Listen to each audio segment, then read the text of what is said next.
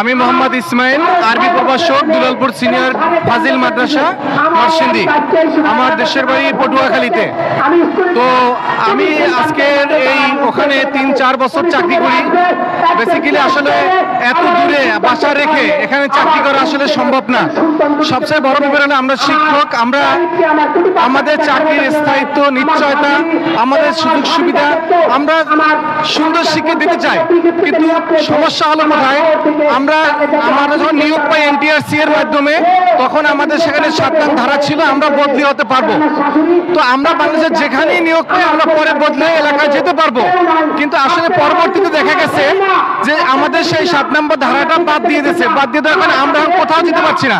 যখন ধারাটা বাদ দিয়ে দেয় তখন মন্ত্রণালয় থেকে বলা হয়েছে আমাদের জন্য একটা সার্বজনীন বদলির ব্যবস্থা করবে, যার মাধ্যমে শিক্ষকরা আমরা নিজ এলাকায় যেতে পারবো। কিন্তু পরবর্তীতে ওই ধারাটা আর ফিরিয়ে নিয়ে আসা হয় নাই। আমাদের শিক্ষকদের কষ্ট আসলে কষ্টই রয়ে গেছে। আসলে আমরা সহ্য করতে পারতেছি না। এটা আমাদের জন্য একটা মরণ অবস্থা হয়ে গেছে, গলা কাটা হয়ে গেছে। আমাদের এখন বয়স শেষ হয়ে গেছে, এখন আমরা অন্য কোনো চাকরিতেও ফিরে যেতে পারছি না।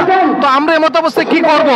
তখন আমরা মন্ত্রণালয়ের দ্বারস্থ হই যে আমাদের পূর্বে 7 নং ধারা আমাদেরকে আসলে ফিরিয়েও দিচ্ছে না, আমাদের বদলিও দিচ্ছে না। এটা ওনাদের একটা ঘোরামি, জাস্ট আর কিছুই না। আমরা বারবার বলার পর একটা পারস্পরিক বদলি দিয়েছে। পারস্পরিক বদলিতে কি হবে বলেন? 1% লোক 0.5% মানুষ এর দ্বারা উপকৃত হবে না। এখানে সরকারের রাজস্ব খাত থেকে এক্সট্রা কোনো টাকা দেওয়ার দরকার নাই, কোনো কিছুর দরকার নাই, শুধুমাত্র সদিচ্ছা টাকা দরকার। তো এখন ব্যাপারটা হলো যে এই বৈষম্য দূর করতে হবে। আমরা আমাদের বদলি চাই। আমরা এখানে আজকের অনেক দূর দূরান্ত থেকে এসেছি। আমরা বদলির প্রজ্ঞাপন, সার্বজনীন বদলির প্রজ্ঞাপন নিয়ে আমরা এখান থেকে ঘরে ফিরবো ইনশাআল্লাহ। সেটা হলে যে এইটা সিম্পল একটা ব্যাপার, 5 মিনিটের ভিতরে সমাধান করা সম্ভব।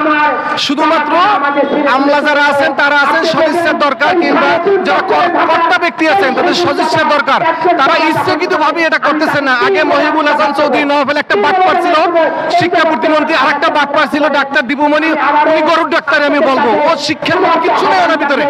ওনারা আমাদেরকে শুধু ঘুরিয়েছেন আজকাল এভাবে দাঁড়ে দাঁড়ে ঘুরিয়েছেন।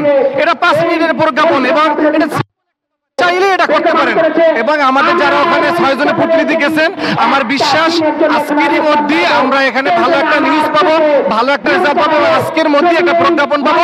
আমরা প্রজ্ঞাপন পেয়ে আমরা এখান থেকে যেতে চাই।